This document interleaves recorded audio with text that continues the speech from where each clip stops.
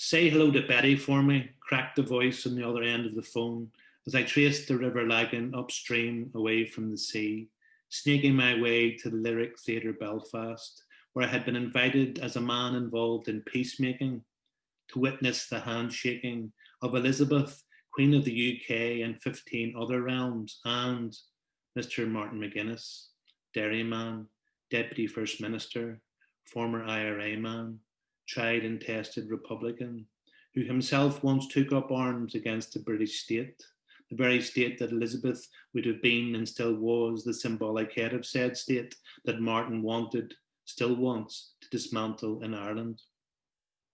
In other words, they did not have much in common, did not hang out in the same pubs. In other words, many of their advisors had severely advised against the handshake. In other words, they both had serious reservations about being anywhere near each other.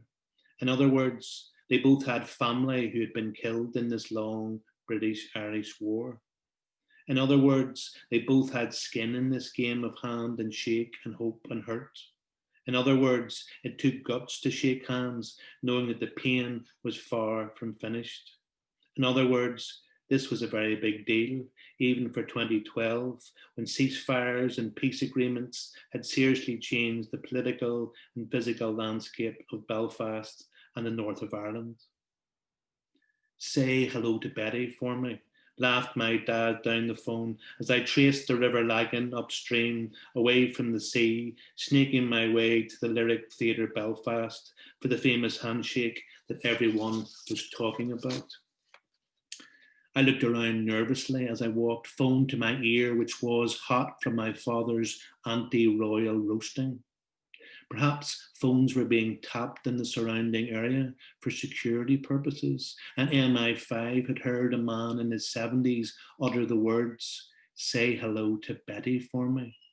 And that was enough, Menace heard in his voice, for a red light warning, and troops were now being dispatched to my location by the lagan, and I would be lifted and removed from the area for questioning, and I would have to say, my father does not like the monarchy. In fact, he hates the monarchy. In fact, he thinks they're all leeches and that the royal family should be dismantled and the money distributed evenly to those in need. And yes, my father is a prod from Sandy Row, and he still doesn't like the Queen. I looked around for signs of rifles in the greenery, for frogmen emerging from the lagan. Nothing. Perhaps I was safe for now. I said to my dad, "Look, I have to go. I'll tell the Queen you said hello." He laughed and said, "I'm proud of you," then hung up. He did not like the Queen, but he openly loved me, and he knew I was being honoured and being given this invite. I strode my way to the Lyric Theatre to witness the historical handshake, only to be told, after jumping several security hoops, that most of the assembled would not actually witness the historical handshake between Marty and the Queen, but that we would be present for the Queen's tour of the room of around 50 people. We were then instructed on royal etiquette, about when and how to speak, and something about bowing or curtsying, which I immediately forgot. So the handshake would happen in another room. There would be a single camera present for the moment that we would later see on the news, and then we would have an audience with the Queen after that. Which in reality would mean Mark Carruthers, BBC journalist, introducing each person as the Queen toured the room. Mark would say, "This is Paul Hutchinson, Centre Director of Corrymeela." And she would say, and I would say, etc., etc., etc. But we'll get to that in about 2 hours, because there was now a 2-hour wait. Time to get drinking. Water. I was nervous and thirsty, then just nervous. Then, after 2 litres of water, nervous with a full to burst bladder. Not a great combo just before you meet the Queen. I decided to relieve myself and powder my nose, check that I didn't look like a very sweaty man in a tweed suit. I walked to the exit where the toilets were located. I was stopped by a large security man who said, "Where are you going?" And I said, "Bathroom." And he said, "No." And I said, "Pardon." And he said, "This room is in lockdown and no one is allowed in or out." He was a big man. I didn't want to make a scene. I turned and walked slowly back to my seat, very slowly. Because you know when you have a full bladder and you've been holding it in, and then you say, "Time for the toilet," and your body is going, "Get ready." And then you're told it's a lockdown by a burly security guy. Well, your body can't just unrelax again and go, "Okay, then I'll just hold it in." And now all I can think about is the fullness of my bladder. More drinks are offered. I take a glass but don't drink it until nerves make me mindlessly drink another half glass before I realise that I have filled up even more. I wonder if anyone has ever wet themselves in front of the Queen from nerves or a full or weak bladder. The press would love that story. Also in today's news, at the historical handshake, Paul Hutchinson pissed his pants as he curtsied in front of the Queen.